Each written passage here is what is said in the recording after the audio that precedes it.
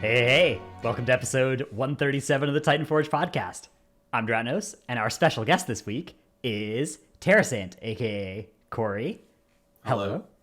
And we also have Tettles and Trell here, as Hello. always, also. Sometimes, almost usually here. Yes. Are Now, you always here? allegedly, Almost usually. Every time I tune in, you're missing. So, before we get into talking about Corey and who he is and everything, in our going live tweet, Tettles, you said that we were going to investigate whether Trell had reset his oven stove clock, right? Is that something we're going to find out the answer to? Didn't you say that in our tweet? Didn't you say This in the week? tweet? No. Was that last week's? I'm pretty sure that was like a year ago. Reset his stove clock. Oh. Wait, that's last year's tweet. Okay. So you linked that or something. Okay, all right. Let me show everybody When did what's going on so I don't look I super linked crazy. that in August 26th of 2021. Well, Oh my that god, was I was last year. actually almost dead on. somebody linked this in a chat. I was in you must link this in this Discord or something. I thought this was a current show. I linked this in our Okay, well, so here's what's chat happened. that we're using right now for Discord a year ago. I've retweeted that, so I guess we're gonna have to change topics to whether or not Trell's done that. Trell, what is the status of your stove clock right now? Is it good? Well, you see, I no longer live in that apartment, but So we don't know. it is the current hour in that apartment, unless someone moved in. Mine's Okay. currently an hour off. It'll reset whenever daylight savings rolls back around, and daylight savings is too close to change it. In a while, man. Isn't that like November? Aren't they getting rid of It's daylight whenever the savings? daylight needs finally? saving, of course. Right. Yeah. Yeah, Right. they've got to convene the Council of the Daylight Etitions. Yeah. Uh-huh. Yeah. It's saving. Right. All right, well, our show, I guess, is probably not going to be about Night Fae versus Venthyr Moonkin like it was last time we had Corey on in the tweet that I retweeted. So a little bit of false advertising for anybody who came based off of that tweet. We are instead going to talk about gearing alts and FOTM Rerolling. And Corey is an excellent guest for this because you rerolled yourself recently, right? You've been doing some keys as a dwarf warlock. Yeah. Unfortunately, and then I was a mage last season, and yeah. Yeah. You're Yeah. pushing fairly high keys as well, right? Yeah. Troll and I did some 29s last week. A bunch of 29s. We missed the Hall's 30 by 2 seconds. Sheesh. We had one death in the key. This guy keeps trying to tell me it's because I don't pot keys. Whose death was it? It was someone else, not us. Not either of you? Okay. Neither of us. All right. That's the important part. Ginos was trying to be toxic and flame. Yeah. I was hoping it was 2 out of Unbelievable, 5. this guy. 2 out of 5 I was going to get to flame somebody, but It's true. unlucky. Pretty high chances, really. Yeah. It's Okay. crazy though, I was doing some 27s, and then all of a sudden I invited a warlock, and then I was instantly doing 29s and 30s. Wow. Crazy how that's that funny. works. Funny that. Yeah, what a coincidence. Yeah.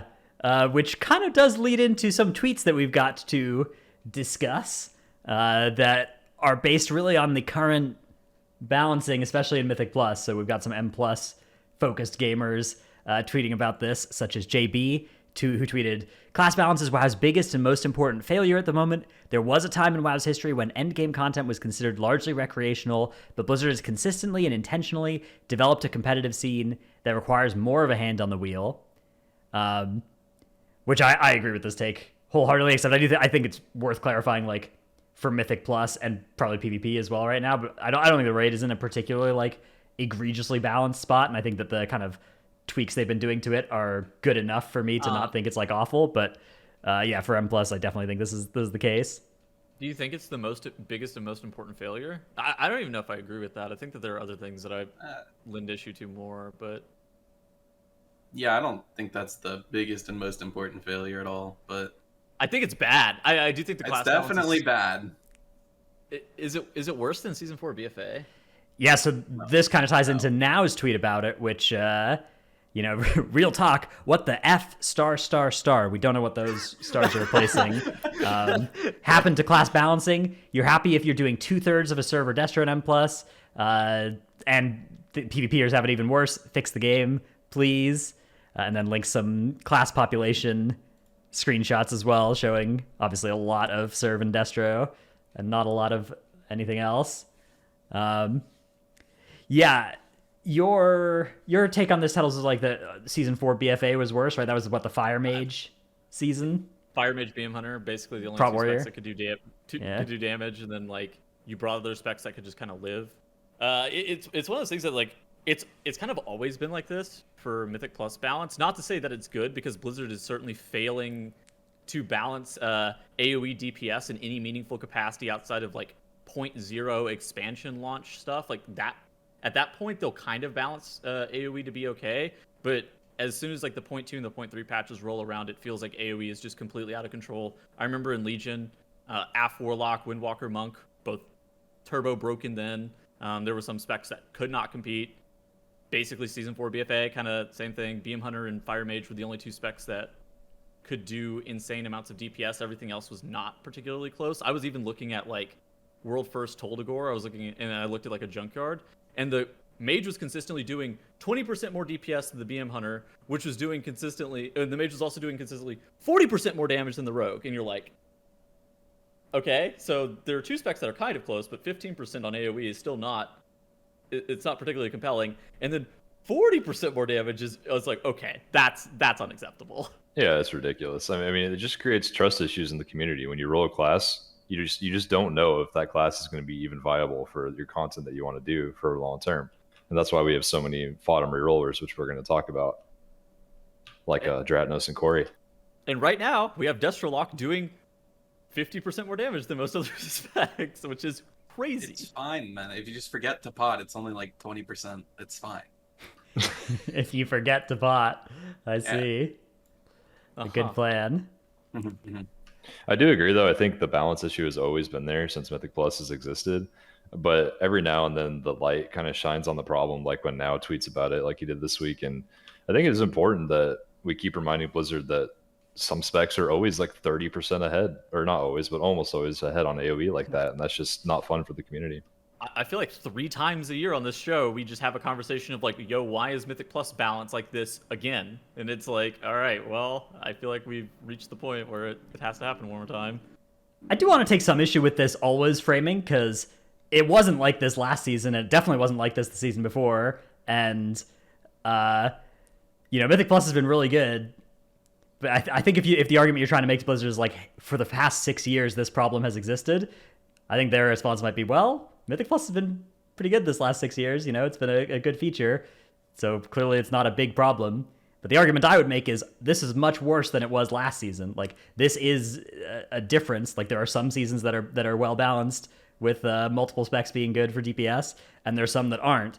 And the difference in terms of enjoyment for a lot of players is really big. Especially, again, I'm not talking about like 10% more damage from the best spec to the second best spec. I'm talking about ones where it's like, Destro and Serve are really 50% ahead or something like that. Like, that is damaging enough to so many different types of players. It's not just a case of like people FOTM rerolling for a small edge, which is kind of what I do for raid value. But like, it is a pretty small edge in raid, and it's not a huge deal.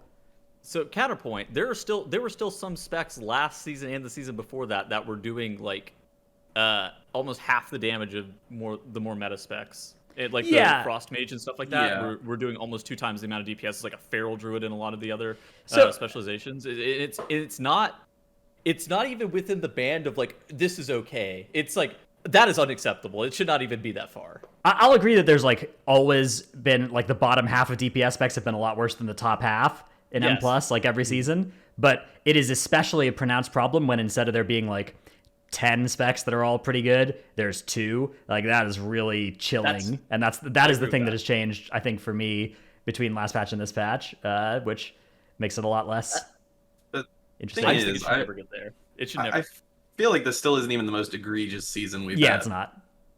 Like, we had Season 2 BFA, the Triple Outlaw Rogue, and then I feel like there's probably like, you can play a Warlock or a Hunter, and then you could play 200 other DPS no matter what. But in like Season 4 BFA, you were playing like 4 DPS, pick 3. And then like last season, you're playing 4 DPS, pick 3. But I feel like it's not that bad this season.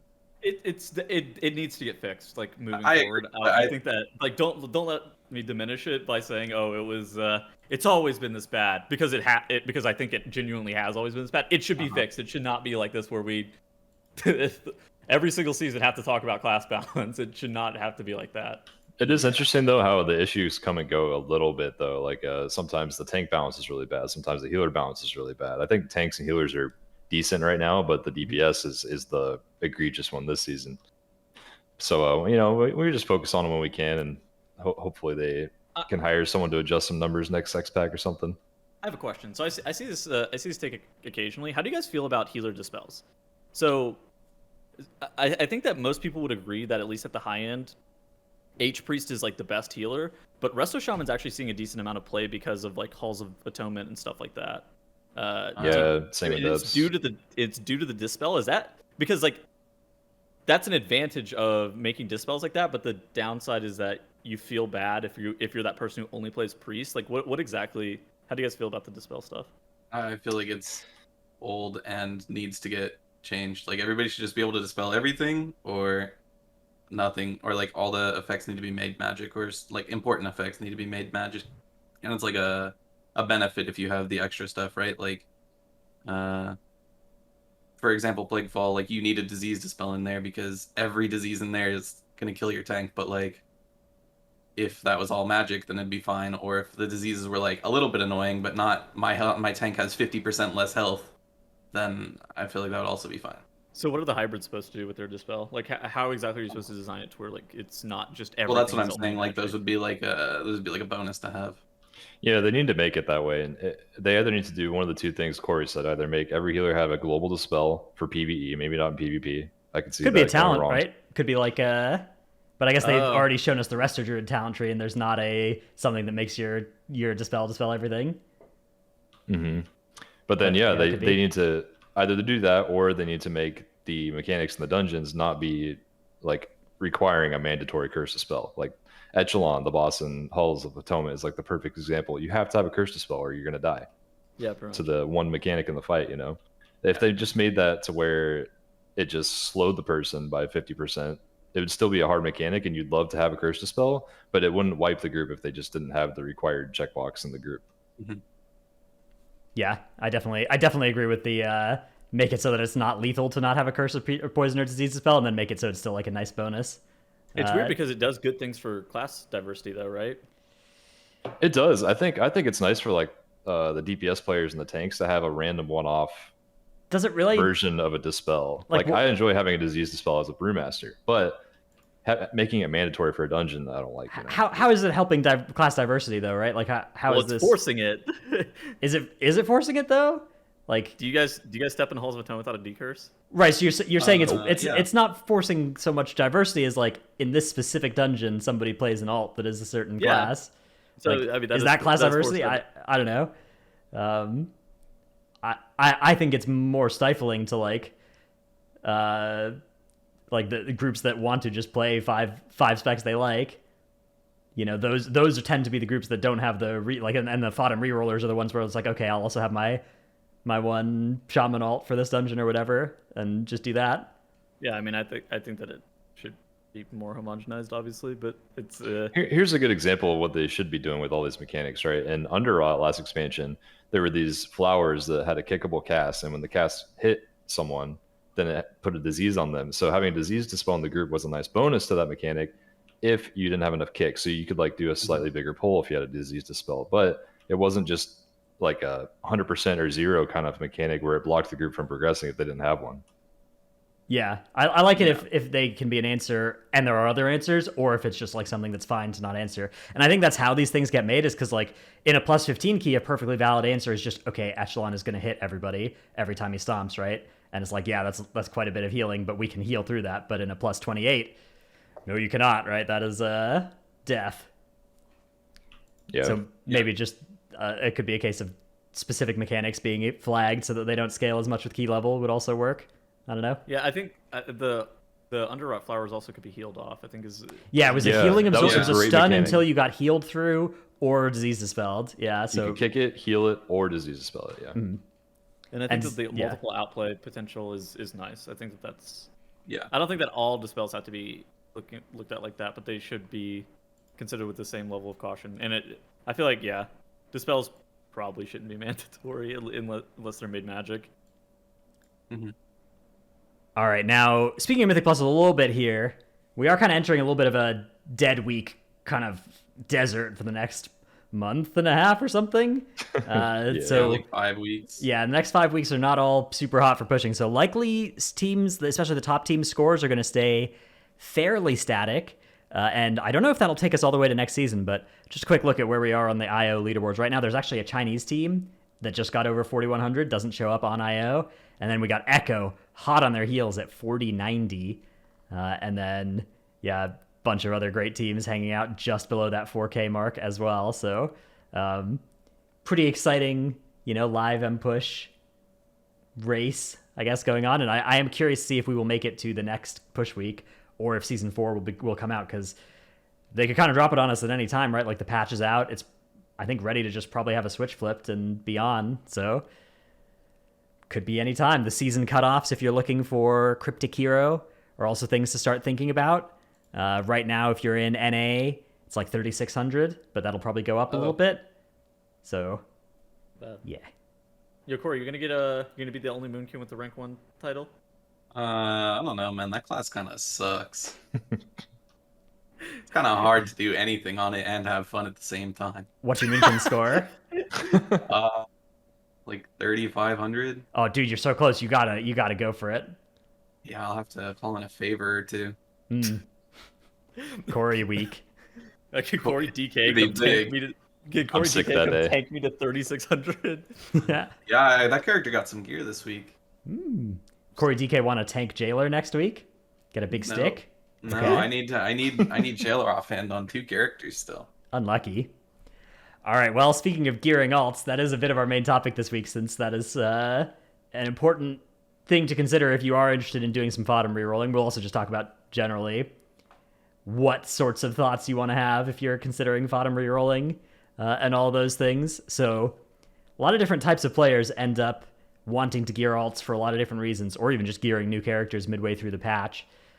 Let's start off by talking a little bit about what the process looks like if you have a fresh alt and you don't have friends to like boost you through stuff, which is obviously a huge cheat code if you do have those. But if you don't have them, where would you start? Where would you start gearing a character?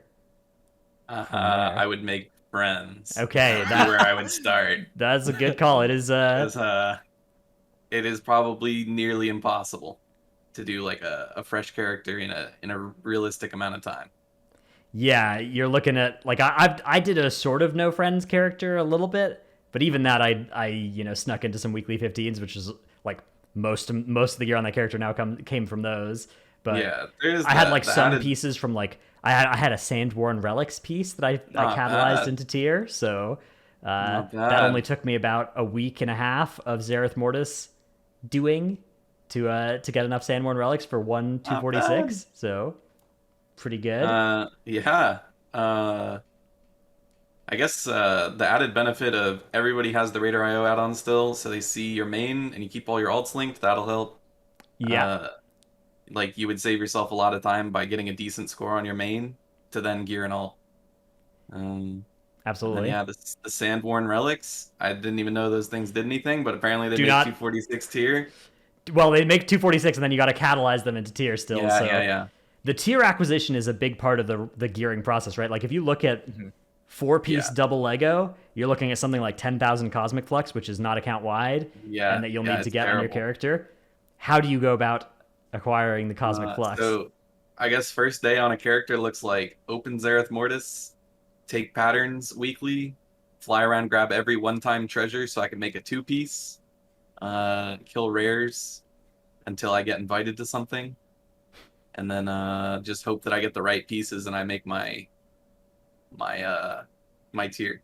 And then you just make, it's kind of expensive to do it this way, but you just make 262 Legos and then upgrade them later to 291 so that all your first bunch of flux goes into tier. That's what I do. I was going to ask, because I did it the other way around. I went straight to 291s on DK, and it took me forever to get the flux for the 4 set. Yeah, so I feel like it's more valuable to just take the 30 eye level loss and have a 4-piece, because that thing is way stronger than a bit of stat. Yeah, you're right. Yeah, definitely. That's probably true. Yeah. If you're looking for some base pieces to catalyze as well, depending on how much flux you're willing to farm, like if you actually are just going to do a Zereth Mortis swoop every day for a few weeks, you're going to have extra flux even on a new character. And in that case, if you're like really no friends, you may, or like no people that can carry you, people that like if you want to get your character good before it starts getting carried. One thing that's like a roadblock you run into is not having pieces to catalyze off of. Yeah. That is a problem I ran into on a lot of my characters, is not having any gear drop. Now, LFR, one option for that. Yeah, that's good. You can also buy Valor boxes on your main. If you have a boatload of extra Valor, you can buy Valor boxes on your main and mail them to your alt, and then just open them until you get a piece that's catalyzable. But you may want to actually do that on your main and open to try and find Avoidance or Leech, and then Valor upgrade. So if you've got like a huge amount of extra Valor, obviously you can still use all of it in a useful way, one of those two ways. I actually did that yesterday. I bought like 15 boxes on my monk and didn't get a single tertiary stat. Pain. Unlucky. You hate to hear it. All right. I think the one problem with doing that, though, if you're going to send them off to alts, is they start at 236, so you set yourself up for the longest grind imaginable of you need like 5,000 million Valor. Oh yeah, my plan, like I have a 236 tier on my monk that is, the plan is not to upgrade that with Valor, the plan is to upgrade a different shoulder piece with Cosmic Flux. Yeah. And, just take the L and farm Zereth Mortis for 2 more days, but have my 4 piece so I can sneak it into rat activity more easily. Yeah, but like, what if you don't have the option to get into rat activity? Like, what if you're doing LFG keys? Like, what exactly is the process there? Well, you need a lot of flux and Valor, so there's nothing wrong with doing low keys, probably. It's like probably still time efficient to do that. Okay. You'd probably want to use your own key in that case too, just to make things faster and guarantee groups. Yeah, there's like a lot of +2s in the group finder. They're like, oh, come get your flux, come get your Valor, but I have a feeling they're not going to take your 230 rat. Yeah. They have their own 230 rat. Yeah, that's why they're in there. Buy a BOE as well, one of the 262 socketed jewelry pieces. Yeah, those are good. Those things are good. Bump your eye a little bit. The normal bit. and heroic BOEs are getting pretty cheap as well. You could get those. Catalyze them as well. Yeah, that's what I did. Is I catalyzed a bunch of tier pieces on my lock with Avoidance. How much do they cost?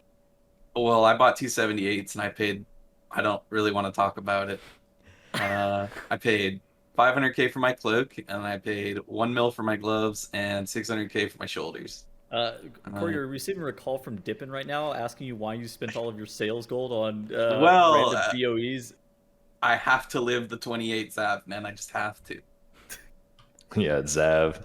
Man, that guy will kill me. Wait, that guy got nerfed. How low was he taking you on 28 Tyrannical? Do I have packed? No defensive. Like 30% or something.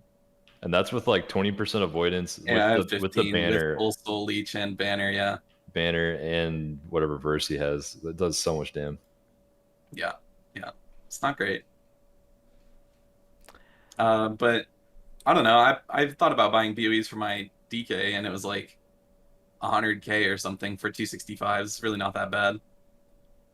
Yeah. Some people are gonna be upset that you said. I know. They're gonna say 100k, not that bad. What's he talking about? Just 100,000 gold. I mean, you're already spending probably that much buying your 262 and then 291 base pieces. That is true. Yeah. Chatting. Yeah, just having not that much gold. Just spend it. Yeah, the expansion, dude. The legendary base item costs this expansion kind of rough. Yeah, not great. You could always go to your mother or your father and say, hello, I really need BOEs in WoW. Can I borrow your credit card, please? And then swipe and buy them. Dude, I was buying 291 pieces from my hunter. They were like 15k a piece. They really weren't that bad. Yeah, it's not that bad. The worst is when you try and get like if you're trying to go cheap and it turns out that like the 235s are the most expensive because nobody crafts them anymore. Yeah. Those things are like 90k a piece. Oh, I see. If you're trying to like not get cinders or whatever. Do you do any Torghast, Corey, on your characters? Nope. My druid did enough. My druid and my mage did enough Torghast last patch to farm renown that I am still supplying my 9th alt today. That's funny. Yeah, because the Torghast is not a good source of flux. It is very low flux per hour. You do it at 16 and get 100 flux. Not good. What are you gonna do? What do you do about the renown? Speaking of which, Or do you just I get buy it? now that it's guaranteed at the end of keys, you just buy the free 60 thing, and then you do your world bosses to start getting like your first empowered trait, and then just run it down in keys. And Yeah, then like 20 keys later, you're done. the difference And between if you're renown leveling a 60, second covenant, it doesn't matter. there's always yeah. a campaign, which you may have to do if you want conduits, but I don't really want to do that. So all my characters just sit in keys until they hit 80. Yeah, the different like once you have the getting from 40 to 55 was big to get the bottom trait. Yeah. But getting from 60 to 70 is like Yeah. mid, and getting from 70 to 80 is basically nothing. So Yeah. I would just not worry about it and let it happen from the gameplay you want to do, and It's just- world bosses, it's sure. Everything. I would just do whatever you want to do. It's Yeah. really not that. Same with conduits. Conduits are just from doing keys, you'll get your 265 conduits, so Yeah. just don't worry too much about those. Okay. How about like getting used to playing a new spec? We're talking about FOTM rerolling and then trying to do high keys potentially on something. How do you go about actually being not dead weight in the group, or do you just accept that you are going to be and make Trell deal with it? Well, it depends. Like, yeah, usually I just make Trell deal with it, but if I had to, it's like the way I learn new classes is I just relate them as closely as possible to things I already know how to play. So pretty much everything has been broken down into this is what my Star Surge is on this class, and then I work from there. But like, watch a lot of streams, ask a lot of questions of people that actually know what they're doing, and eventually just figure it out. Yeah. Do you do much guide reading, or is it more just like by feel? No, everything is by feel. Sometimes I like on my rogue, I looked up what do I do on this many targets, and that's like the extent of it. Yeah, if anybody's rerolling Destrolock or Serve Hunter as well, subscribe to the GG WoW YouTube channel. You might get some content that will help you with this process. I have a question. How did your video go? Very well, I think. How did yours go? I think that mine went pretty solid as well. Okay. Yeah, so either of those specs, if you're planning to potentially FOTM reroll, we might have some help on the way to help catch up to speed with it real quick. But if you're trying to play a Moonkin, I got bad news. I would advise just not do that. I got bad news. Might be waiting for a while. All right. So we talked a little bit, I guess, about how to get ready on the character. Let's kind of, I guess, sort of reverse and go back into just the process behind deciding that FOTM rerolling is a lifestyle that you're interested in. I think first off, one thing to address is that you are going to deal with there's a degree of negative stigma behind especially playing rerolling to FOTM specs. Now, there's often just more stigma behind playing bad specs from a lot of players, so it's you might find a better experience still, but there's a specific negative stigma around FOTM specs, so that's something to be aware of if you are thinking about doing it. Yeah. I have a question. Have you guys seen this lately on Twitter where people are like almost pushing back towards the you can play whatever you want thing and being like, no, you should play good stuff. Stop that. Stop that immediately. Cause I feel like it bails Blizzard out of having to balance their game, right? If everybody's just like, yeah, whatever works in keys, don't worry about it, and there's specs doing 50% more damage than other specs, it's like, well, not everything works if specs are doing 50% more damage. Like the experience is vastly different in those two cases, and while maybe everything can work, it's like way easier if you have the better specs. And yeah, obviously, like in a +20 key, any spec can time a +20 key, sure. But marginally, if your group is going to is barely making the timer, like one spec will get you way over it, one spec will get you under it. So yeah, I think that it's a good narrative to make sure that we push, especially when the balance is good. But when the balance is bad, it absolves Blizzard of responsibility for balancing their game to say that all specs can compete, because it's not within the range of like player skill gap right now. Like you could take a 20th percentile Destrolock player and they will put a 90th percent Moonkin player in the dirt. It's not close. It's not good. Yeah. Me and my rat fucking hunter, like 265 out DPSing my 278 Moonkin. I'm like, okay. Took Petals to a key the other day. That guy kind of did damn. He took Petals to a key. I'm not sure he's in the key. That checks out. It's also it's interesting for streamers and public figures that re-roll to other classes a lot. I think every person that has streamed World of Warcraft, especially Mythic Plus, the first time they re-roll to another class, their chat is pissed. They're like, "Are you abandoning this spec?" They do like one alt key, and they're like, "Have you swapped off a Brewmaster?" And then you come back around, you know, everyone kind of comes back on board when you play your main again, and then you kind of branch out some more over the next few seasons, and then people get used to it. But it's always funny to like see someone branch out for the very first time and just their viewer base getting so mad. And then people now go into Corey's chat and ask him, "Yo, Corey, when are you playing Warlock again?" Or they'll go into Dratnos' chat and be like, "Yo, Dratnos." They'll still say, "Where's that rogue?" I still get where is the rogue? Yeah. I was just gonna say it's been like a year since I played my Moonkin as my main thing outside raid, and I still get, "Hey, when you logging back on that thing?" I don't know, man. Never.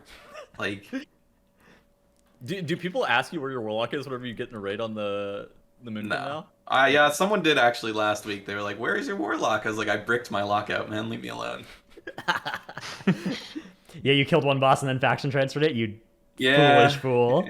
Well, you know, I was like, "Oh, surely they'll fix this issue that's been around for forever." No. It's fine. Yeah. I think it is important though to like make sure that you don't, you know, tell people they have to reroll, especially like in cases like for what I've been doing, right? I played DK this tier, Paladin earlier this tier, Guardian last tier, Vengeance the tier before, Brew the tier before that, Shaman the tier before that, Rogue 2 tiers before that. So I played a bunch of different specs in the last few tiers, but like most of those swaps, especially as tanks, were for minor gains that I would not recommend. Like I don't think the average tank player in in a guild that's on progression right now would have better results by FOTM Rerolling. I think they would generally have worse. But I do think the average Moonkin trying to push IO would literally have better results rolling a Destro lock at this time. Most DPS. Yeah. Most DPS except for like Windwalker, Rogue, Mage, Warrior. Those ones are maybe you stick on it and it'll be fine. But so it's an important distinction, right? Because I think there's some nuance to the discussion. Because I love FOTM Rerolling for a 2% gain. I have fun doing that. I like providing value to my guild for raid. I like playing new specs. I have fun doing it. But if you're somebody who doesn't have fun doing it, it's definitely not something that's worth doing. I think that there's actually more negative than positive in raid if you're not somebody that's comfortable rerolling all the time. It's not like keys where like the class just does 50% more damn even if you play it wrong. Like in raid, it's actually pretty bad, I think. You'd like much rather have somebody who's super comfortable on their kind of bad class than somebody who's uncomfortable on a good class. Well, because raid balance is pretty carefully looked after, right? Like they do not let a 90th percentile player of a certain spec lose to a 20th percentile player of another spec in raid. That's I don't know if you looked at our jailer logs last night, but that Moonkin class is not doing too hot. All right, that shit. It's funny because that shit is still broken in raid. It's unbelievable that the spec is so broken yet so bad. Let's take a look here. What's the damage? We got this is a 37th percentile Moonkin parse. What do you want me to do, man? We skip one lust. What do I want you to do? Most Moonkins who've killed this boss have figured it out.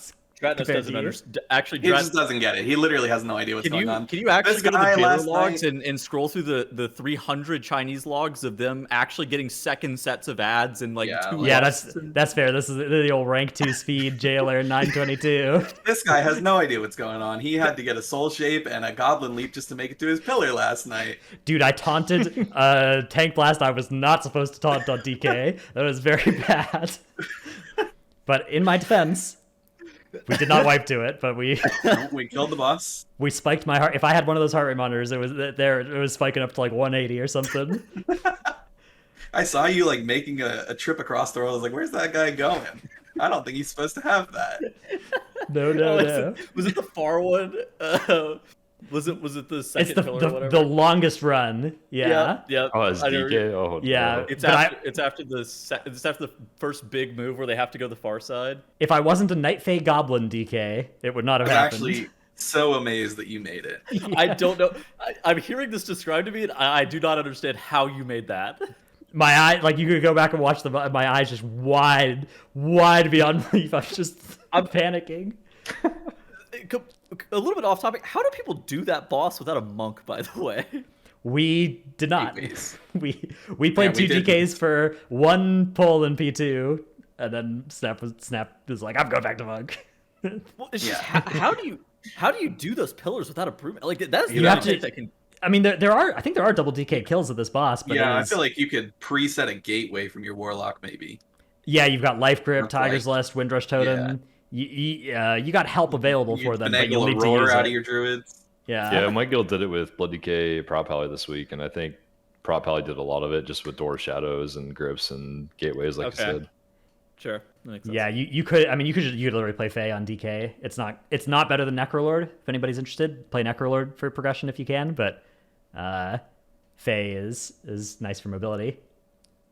Yeah, maybe don't play Fae on that there Ragallon boss. Trinos could tell you all about that. Well, Fae's good on Ragallon. Fae is legit bis on Necrolord, Ragallon. very bad on Ragallon. Oh, Necrolord is hot garbage on that fight because if you press Grippy Hands, it pulls the Quasars in. Oh.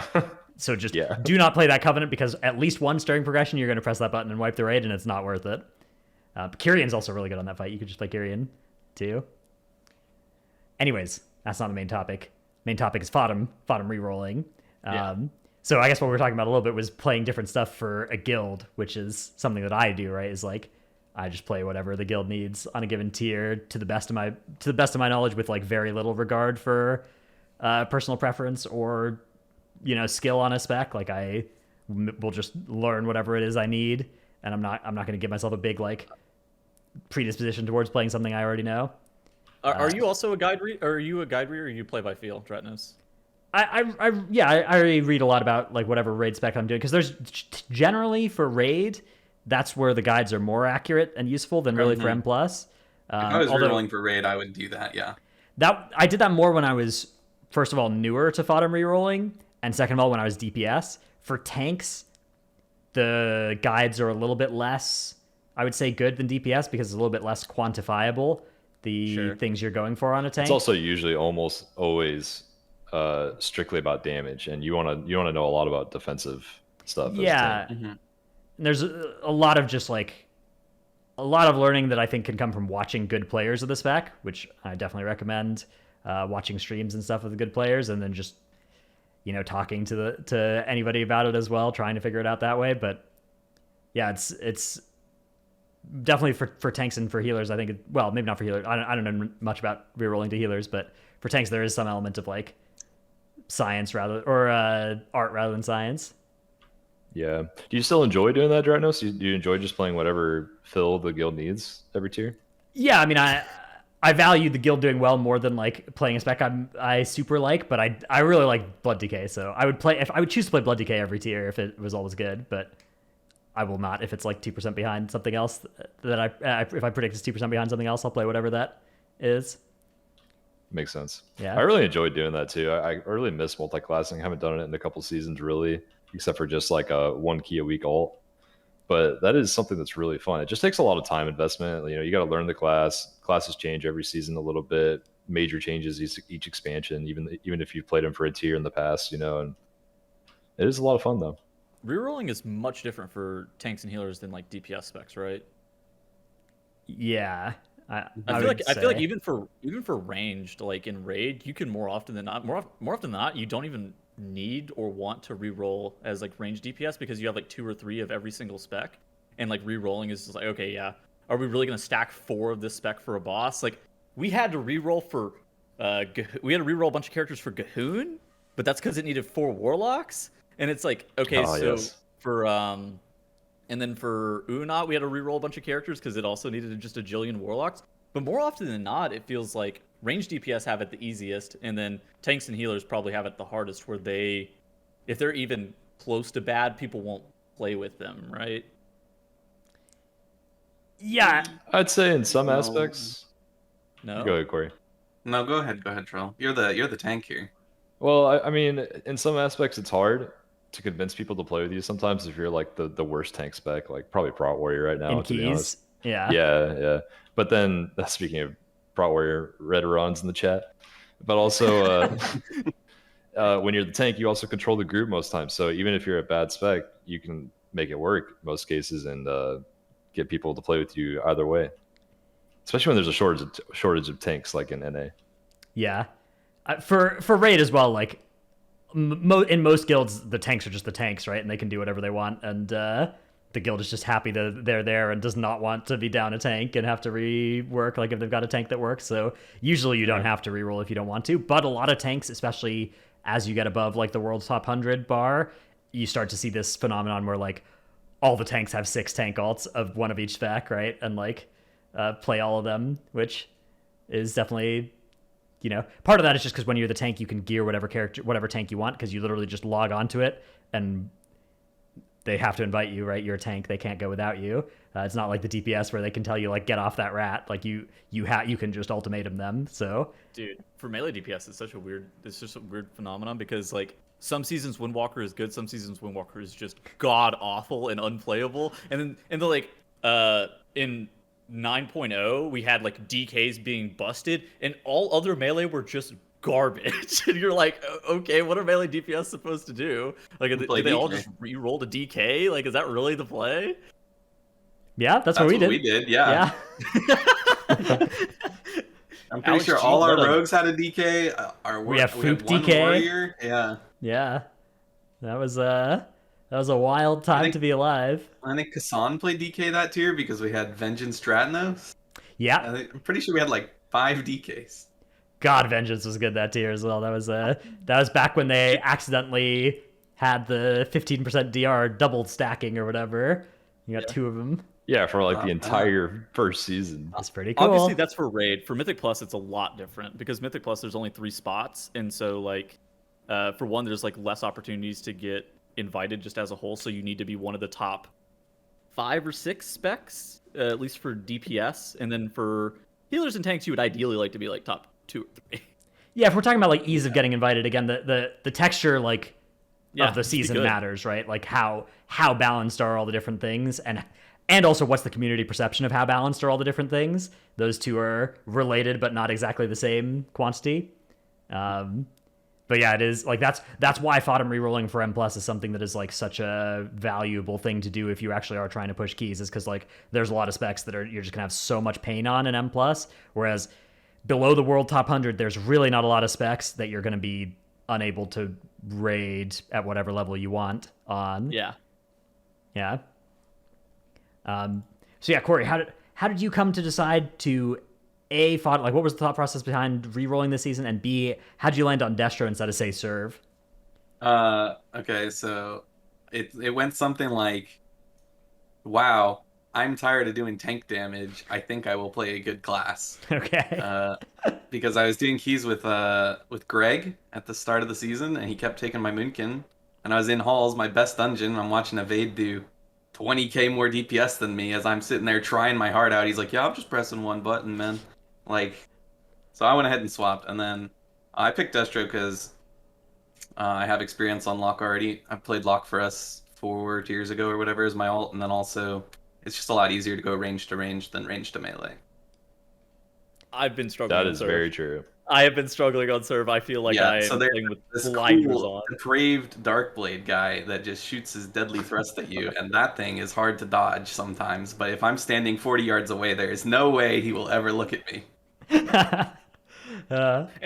And how do you go with the seasons that you re-rolled a healer randomly? Because you've done that twice, right? Because there was Corey a Sham and a Resto Druid. There was a Corey's Ham arc until we quit in season 1. It was just when I went back to playing DPS, and then I played Resto Druid for 3 seasons last expansion because I was not as comfortable rolling off my main class, and I had Resto experience already, and it seemed a lot easier to get invited as that than to be the 3rd outlaw rogue. That's fair. True. Yeah, Corey and I started playing when he was a Resto Druid in season 4 together. Yeah. That was a good time. Good times. All right. I think it's time we move on to our tip of the week segment. My tip of the week is for Cosmic Flux. It's actually a combination tip of the week. So a bunch of people have sent me in tips of the week, and a bunch of them were about getting Cosmic Flux. And since our episode today is about gearing new characters and FOTM rerolling, I figured these work out. So just go through some of these real quick. First one comes from Stuart on Twitter, who sent in, got a tip of the week on how to get Cosmic Flux super easily on alts. 2s and 3s, first win of the day gives like 320, 900 per day if you just do 1 win each of those, and also RBGs give a lot, so good source there. This guy's just farming tips of the week. Yep. Yeah, he please, doesn't again. even come up with his own. DM us me some your of tip those of the tips. week. DM me them. Do not DM I've anybody else. heard- Just I I've know, reference. this is about Solo Monopoly. Shuffle is really good for that too. Yeah, solo shuffle, PvP brawl. Good. Thanks for the tip of the week, Corey. That one's mine. Yeah, you're still. welcome. No problem. Yeah, you're welcome. Daniel on Twitter sent in, there's a world quest in Zereth Mortis called Save the Vombata, and if for any reason you're ever doing that world quest because you want the patterns progress or whatever reward it gives, you can do it mounted and you won't aggro mobs, so remember that if you see that world quest. TY Daniel. And finally, from Matt on Twitter, there are 7 treasures around Zereth Mortis that drop spatial openers, and then there's a treasure room that you can access that has a bunch of treasures that give 200 flux each. They're the one-time treasures.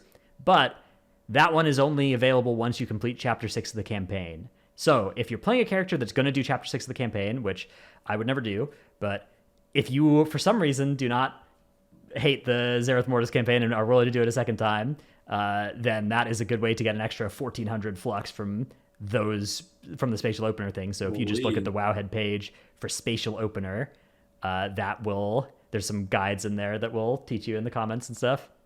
These are some Dratnos tips of the week right here. TY to all the gamers that have been sending them in.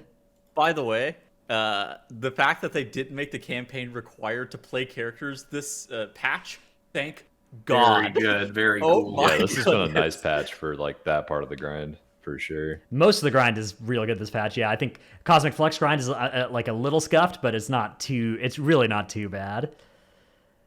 All right, Trell, what your All right. tip? So if you're doing a Mythic Plus at a high level in any shape or form, you should probably stock up on some potions of unhindered passing. So these are useful for mainly the first boss in Streets now. They started scaling the cage he puts you in if you're a DPS player. And that thing has like 300k health and high keys. So if you use this potion before it finishes the cast, then it just removes the cage, like you have an immunity. And then the same thing can be done on the first pull of Mists with the tree cast that puts you in a seed. You can get out of that one too. What? That's broken. Yeah, it's really good. Was this the potion that people used on Painsmith balls, or was it a different one? Or was it just a free action potion? I don't know. I don't think so. I think it might be this one. Yeah, It People makes were sense that it'd be PvP this trinketing one. as well. I think. Yeah. Yeah. But I think people were potioning through it. I don't And remember which one it was, Plague Divisor Soulbind Yeah. also. Yeah, that's actually my second half of the tip. So you can do the same kind of deal with the Plague Divisor Fleshcraft. So while you're Fleshcrafting, you're immune to stuns and incapacitate effects, I think. And then for Yeah, like all 3 CC. seconds Yeah. after the final tick of the Fleshcraft as well. Which can be really good for storming too. I've talked about that. You can soak like 6 tornadoes in a row if you're the tank player or something right after you Fleshcraft. You can do it as the second boss of Halls is leaping and not get the stun at all. It's pretty useful. All right, let's take a look at Corey's tip now. Corey, what are we looking at here on your in your VOD? So, if you pull this relic pack over here because you want Woe, and you pull it when the boss is about to spin, he will just nuke your group. So, either wait until the spin is over, or don't chain. Do you remember during MDI whenever some team bugged out the spin and we hadn't seen it in a while, Dratnos? Yeah, This is what they did. They had the relics up, but I didn't realize why at the time they Yeah, so it's because, well, it was explained to me that it is because when you pull the Woe relic, it buffs the boss's movement speed, which makes his beams freeze up because they can't keep up with how fast he's supposed to be going. Oh, so it's the Woe relic buff affecting Yeah. the boss. So if you kill the relics all the way, that won't happen. But if you pull the relics in as he's about to spin, he will die. I see. I had thought it was the tank out of melee range of the boss, so the boss like adjusting where it was looking. But that makes sense. That makes a lot of sense. Okay. Was the boss not on like a Z-axis spot or something? Nah, he's right there he's on the floor. It's Just really like the in Woe the, in buff, the you think? walkway. Yeah, it's the Woe buff. Very tried and true and tested many times. Nuked Unlucky. a lot of keys. All right, Okay, I finally, believe. we have Tettles's tip of the week or clip of the week. What are we looking at Dude, here? we got some banger clips of the week this week. Look at this. So basically, This is on from Rock Shelly. You can Yeah. pull him, and you see these world markers here. You can pull him a little bit past these world markers and then you can stand in line of sight his stomp. And it just makes you not take damage, and you don't get the dot on you either, right? Look at that. So Yeah. Shelly does not get the dot on, or actually Shelly gets the dot on him. The other couple of members of his group are able to line it. And it's just, that is a crazy amount of damage that they're able to mitigate just by dipping out of line. Yeah, there's another spot too that's by the exit that I think is faster to get to. Okay. And it's just as easy to line on. It looks So just like this, probably but a it's better like spot. tall. Yeah. Yeah, we did that spot yesterday. It's a little crazy as the tank player. Like, you can't see anything in that spot, but Yeah, it was definitely a little harder to CC the slimes as well. This way's probably easier for that. yeah, this is definitely like a very, very high key strat. I don't think it's Yeah, I think it's Worth your probably time otherwise. unnecessary if you're not doing like 30s. All right, well, we'll have a link to that clip in the description below, or in the description and stuff. If anybody's listening to this later and wants to go see where it was, just come check that whenever you're back at your computer.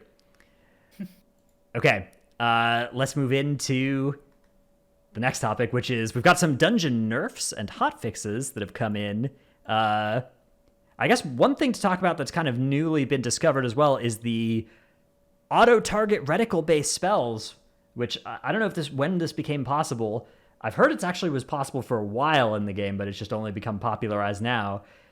You can actually do at focus macro for your for your abilities that are ground targeted now, and that works in game. I heard there was a rumor that people were using it. So with the ground targeted reticles, you could use it in weird ways, and you can even target like friendly players with them. And I heard that there was some jank with Door of Shadows and like Blasphemy potentially on Anduin. Obviously, Blasphemy doesn't work like that because like even if you port over somebody with the wrong color, it blows you both up. So it didn't end up working like that. But I heard that there was some potential use cases where people thought that was going to be a thing going into the Race to World first. Yeah, there's a lot of potential stuff you can do with it in PvP as well. You could just set somebody as a focus and then like leap kick them or step. I guess step is already focusable, but heroic leap them or freezing trap at them. Those sorts of buttons. I think the biggest use case of this, though, is to be able to soak all 4 beams on Lord Chamberlain, right? Right. So if you focus Chamberlain and then door right into the door at him and don't move, you'll get either 3 or 4 of the beams, depending on sometimes you only get 3. It's based on where the statues are located. Sometimes you can only get 3 of them, is what I heard. Because Yeah. he doesn't always throw them to the same spot. They like rotate around him different ways. It's weird because Yeah, you think if I you were mean- in the absolute center, but maybe it's just like he's on like a half position or something, and so it doesn't. So Yeah. there's 2 spots inside his hitbox where no matter where the statues are, you'll always soak 2. But I don't think it works the same for soaking all 4 at once. Yeah, and that spot, those 2 spots are what everyone does in high keys, and that's the reliable one. Like, it's cool if you could reliably do all 4, but if you let one go, one tick on a statue will kill the group. Yeah. Like, really high You key. should get backups at that point. Yeah, right? you would. Like, You want a door person Yeah. and then 4 people that are each backing up one statue, right? Who's playing Venthyr? That I guess it would be Warlock. Your Like, rogue if or for your some reason- warlock in that key, yeah. Yeah, for some That is reason, that's a Warlock good is- Venthyr warlock key. Yeah. All right. We also, I think last week we talked a little bit about maybe the Fervent changes, or maybe that was right. It was right after our last week's show, right? We didn't get to talk to him. Oh, Yeah. 2 hours after our show, they posted the first Fervent changes, and then the next day they posted another set. A huge set of Fervent Strike mechanics no longer behave as Fervent Strikes in Mythic Plus. Just like Thank goodness. not quite all, but I think almost all, maybe even all of the. Most. Yeah. There's still, I think it's all, but there's still the issue of like if your pet has aggro, it's still a fervent. But otherwise, they're fixed. It's kind of nice. Yeah. So they got a real comprehensive list of all these and went through and just got them unfervented, which I don't know. I'm a fan. I think that fervents. I don't think there need to be 0 per expansion, but I definitely think that having 20 across our Shadowlands dungeons was way too many. So I think there should be 0 straight up. I Okay. think this is a fantastic philosophy change by Blizzard. It's obvious something flipped in their mindset for Mythic Plus, and the fact that threat is still so tightly tuned, it makes it fine. Like, the tank still can't kite full time. There's no way to keep threat unless you play with literally 3 Mr. X, and there's still mechanics in the game that force the tank to kite, so you need to have that tuning. But having fervent strikes is just unfair for almost every single level of player in the game. Like it's so hard to even explain what a fervent strike is to someone that's new to the game, let alone how many there are and which mobs do it, and the situations where they'd have to know it's coming. There's just way too many of those. Well, if my tank's missing and also has aggro and he's a million yards away and you're kind of close to the mob and I feel like explaining that to a new person is just impossible. Yeah. Dreadness and I actually made a video on this like last Friday talking about like the history of threat trail. Do you know that we are currently at a 5.5x threat modifier, whereas back in Legion we were at 10x? Oh, I remember when it got taken down from 10 to 4 or something, and it was miserable. Yep. Like 10 times threat was probably a little too comfy. I think. I think they could still buff it from 5.5 to like 6.5, and it'd be in a much better spot, especially for the weakest classes, the classes that don't have their force set and all that. Blah blah blah. I could talk about that forever, but yeah, threats come a long way, and it's had quite a journey. I think that they should go in and do something different than like just changing this number, because I think this number is a little bit unstable, where it's like even just across the natural variance of DPS and tank relative damages over an expansion, it's pretty likely that a number that's good in Season 1 will be bad in Season 4 with either too much or too little threat for the tanks. I think they should go in and they should actually like really amp up tank threat while they're in melee, and then like have that fall off as they get, like if a mob's more than 20 yards away from you, you should have like half as much threat on it, and it should kind of ramp up as you're staying close to it. And maybe even go in and change threat modifier on a per ability basis, where stuff like if you shield slam a mob, that thing has like 1,000% increased threat gen or something on it, and if you thunderclap, okay, that's like 300% increased threat on everything or something. That's actually a good point that I haven't thought about for a long time. They need to really ramp up the threat bonus of like your single target tank abilities for AoE reasons, so that if you're a good player, you're tabbing and like landing a shield slam on each mob when you can, and that makes it a more skilled game for the tank player and makes it more fair if you're better at it. This might be a hot take, but I think they should just remove threat. If I zone into the key as a tank, I have threat. If I hit the mobs. As soon as, if you hit the mobs, you weren't just thinking as soon as you zone into the key, every single mob aggro's onto you. Everything runs at you. Yeah. That'd be a good system too. They should think about that. It's one of those things that I never feel like, do you guys, do the tank players here feel like threat is actually engaging mechanic? Because as a DPS, it's only there to annoy me. It's never engaging, and like it's one of those things like I'm not hitting the mobs early, but sometimes I've still just like, in Season 2, whenever I did damage, occasionally you would just rip a full pack off a tank 40 seconds into the pull, and I'm just like, this is fun for nobody. This isn't fun for me, and it's sure as hell not fun for them. Yep. Yeah. It is annoying. It's one of those things where you have to figure it out well in advance, and then you have like, you really just never think about it again once you solve threat. But if it's close all the time, then every now and then you have to like freak out and distract yourself and taunt a mob from your arcane mage or fury warrior or something. And it's just pretty annoying because you're focusing mainly on directing your group with stops, what you're going to pull next, your life mainly. That's what you should be focusing on, is your own life. And threat is just like the annoying thing that pops in the room and gets you killed. Yeah, I don't think threat should be. I don't think it should be a mechanic at all that you think about if you're staying in the pull. No, I think that like that situation of like you have almost good enough threat and you're having to like look and taunt stuff. I don't think threat is good for that. I think what threat is good for, though, is like making it so that kiting is costly, right? Making it so that like, okay, if you've generated a bunch of threat, you've maybe created some room to kite. If you've got misdirect effects, you've maybe created some room to kite. Otherwise, maybe you have to come back in after you've kited for a while, like those kinds of. I think threat is a good mechanic for the purposes of managing how kiting works. But I don't think it should be something that like I think just running in and casting Thunderclap should be enough for threat if you stay in. I agree. Or it's good if your Demon Hunter is like while you heroic throw a target, the Demon Hunter is just blasting it for some reason. Then if they I-beam chaos or I-beam annihilation then fine. That's I actually remember sometime in BFA I heroic threw to pull a boss, and then Tettles died to threat right after. Dude, okay, well if you have you gotta taunt a boss on pull, man. Hello? I actually think I didn't taunt that boss, and I was a bad player for that. I mean, this is the downside. On single target, you gotta taunt the boss on pull. Oh yeah, you have to taunt. That one's your fault, not Tettles'. As much as I'm loath to say it.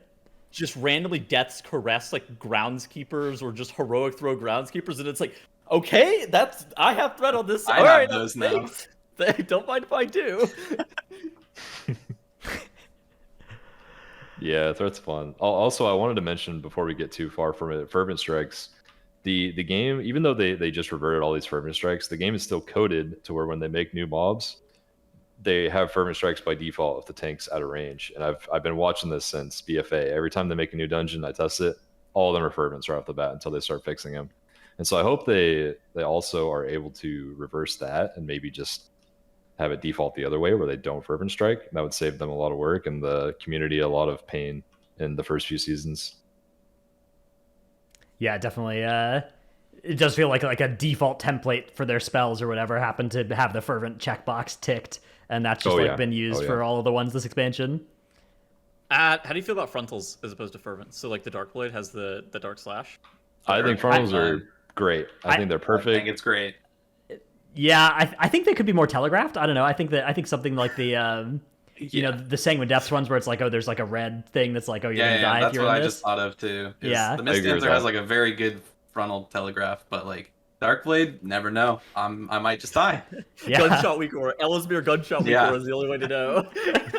But I don't mind if there's, as long as there's a mechanic that doesn't like one shot on a plus 15 like some Fervents do. I'm fine if it's like, okay, well, if you're doing this, you know, and you're kind of not paying attention as a melee, you're going to take a lot of damage, you're not going to die in the weekly low key or whatever, and then it one shots in high key. I'm fine with that. Yeah. I had Carisis just reminded me in chat, but that used to have a graphic Deadly Thrust. Deadly Thrust on beta, and it used to go like 30 yards. So the graphic was like a 2-yard animation, but it would hit you like 30 yards away. I do remember that. And then they, for some reason, removed the entire animation from it, and then they made it like a 5-yard frontal cleave instead. You can't have an inaccurate animation if you just don't have an animation. That is true.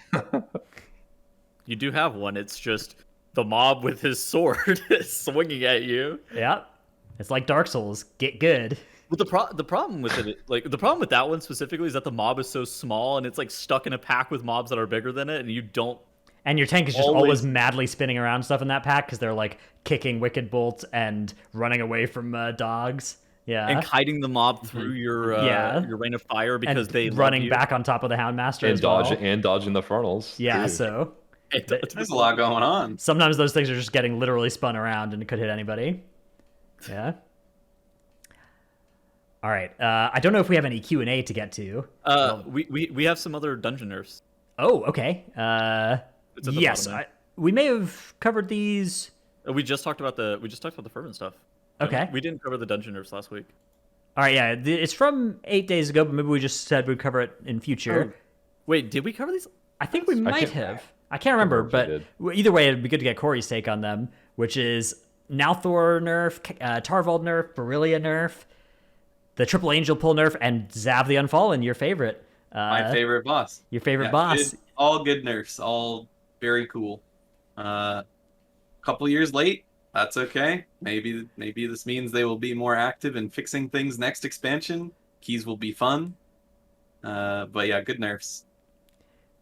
You got some of that grade A copium over there. That's they reel you back in at the end of the expansion, right? With the whenever you get out of here, you know.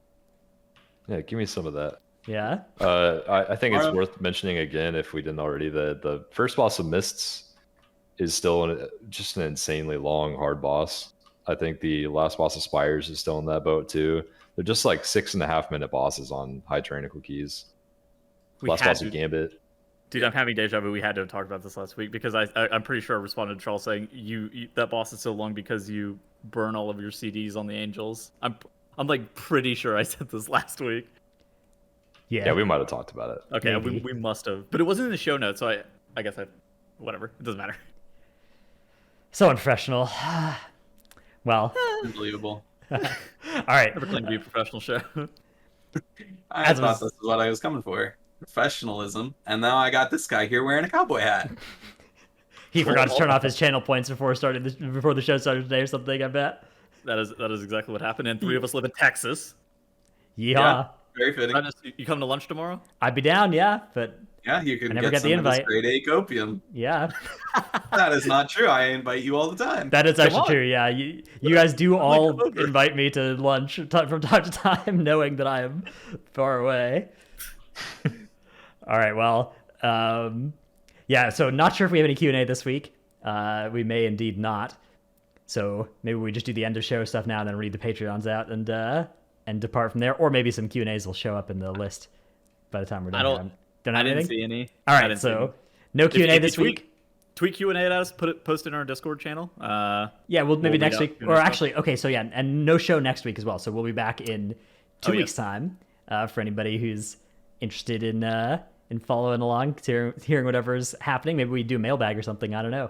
Just spitballing, no promises, something like that. But that's the plan there. Corey, where can people, I guess Tarisant, where can people find your, do you prefer people calling you Corey or Tarisant as well? I definitely prefer my name. Okay, well, Corey, Tuttle's because, rudely put Tarisant under your That is picture. kind of that's- rude. Fake Well, friend. get unified branding. You should get unified branding. I agree with that. Yeah. Yeah. That Yeah, head on probably over will. to twitch.tv/Corey.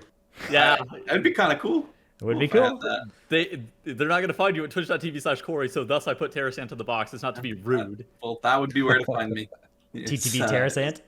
Yep, Yeah. that's the place. I heard you have a YouTube as well that sometimes gets Yeah, very good it Moonkin exists. guides. Yeah, it exists. There is a lot of things in process that I want to work on, but you know how that goes. Is that also youtube.com/Tarisant? Yes, it is. Wow, I know where I'm going after the show's over. My Twitter is the same. If you want to see one tweet every 6 months. I rarely even want to do that, but I'll make an effort. All right, thank you. That'd be where to find me. All right. Well, thanks so much for coming on the show. It's great to have you Thanks here. for having me. Before we depart, let us say a special thank you to our patrons. They are Paul, Charles My Mama Duck. My DK reached 1337 score. I can no longer gain score or the meme will die. Ja, Dratnos' Dino Pillow, Chromed, Trekkie, Never Nude, Chewy. One NA Boomkin has broken through to M+ season title. So congratulations to whoever that Oh, was. hell yeah. Congratulations, literally whoever that was. Yeah. ZivXX, Salty Senny, Necris, Sinmora, Tankdill, Nevuk, Brad Ceratops, Eevee Survival Main, No Trick, I forgot I was sub tier, Dimat, Lufer, Rework Mistweaver, Van Heelen, sponsor of the podcast, purveyor of dad jokes, eater of bacon, first of his name, Nix. I'm so proud of my son Delete for becoming such a good boomkin. Gallic, maybe Delete was the one who got it, maybe. Gallic, Brusif, Dratnos Routes Abyss. Extra tip on the Dredger world quests. Healing a ripened laborer gives it extra uses. Msanity, Xena. Rogue is now good enough for Prog, still bad enough to be sat for SLG. Bless up. Will become relevant again soon. I know, I love Red that. Color, youtube.com/workbringer, Alphabet Soup, Druid Friends of Evolved Gaming, #1 Simski for Trelsky, Lurka got his golden rabbit out of mist, now he won't stop talking about being a magician, remind him that mages don't cast chain lightning. I got flamed for not interrupting an Arathi Basin comp stomp, that's coming back soon as well, so it will also be relevant again soon. Milk, Vanille, aka Yellow Swag Crew, Sife, Pone, Windwalker Monks deal with nerfs by rolling with the punches. Due to Sims with 4-piece, Skelly will be going back to Elemental from Enhance. And y'all got any more of them talent trees? The answer to which, sadly, has been no for like a week. Where are those talent trees? I'm in withdrawal. I suspect they're going to come out with beta. Whew, okay, well. Well, can we get beta predictions? When do you think is coming out? Ooh, I like this. What day is it? November. It is currently June the 16th. Yes. It's Thursday, Corey. Thank you. I got that far. I don't know. September, October, September beta? September alpha, probably. September Alpha, The okay. expansion is coming out like March of next year. Well, I would like for that thing to come out like in October, but Yeah, probably so I need content. probably like March. So yeah, I guess beta like October, November. That way they could put us, Dratnos and I, in Race World First Prison again for another month during this year. Oh, yeah, dude. Just give us another nice Christmas Race to World First, except now that we're back in person. Yeah. Oh, That'd I'm be sure my parents would love that. mega poggers. They were very happy last time. Yeah. I don't think it'll be that. I hope it's like July, August beta. I mean, I was hoping it was June beta, but I'm guessing July 13th. okay. Well, That is an awfully specific date there, Tettleton. it's a Wednesday as well. What day do I they am usually an do? independent contractor for Blizzard occasionally, so. So that's right. If it does come out on July 13th, Tettles knew and leaked it. Broke his NDA. Yeah, and exactly. All over for this guy. Exactly. That's what happened. So if that happens, please, anybody working at Blizzard, get him out of his job. He's This guy is a menace to society. It'd be a wild play for me to just announce it, right? Yeah, you'd be a man of the people. Yeah. True. All right, I think that's it for us this week. We'll be back in 2 weeks. Thanks so much for coming on the show, Corey. Yeah, Bye, thanks again everybody. for having me.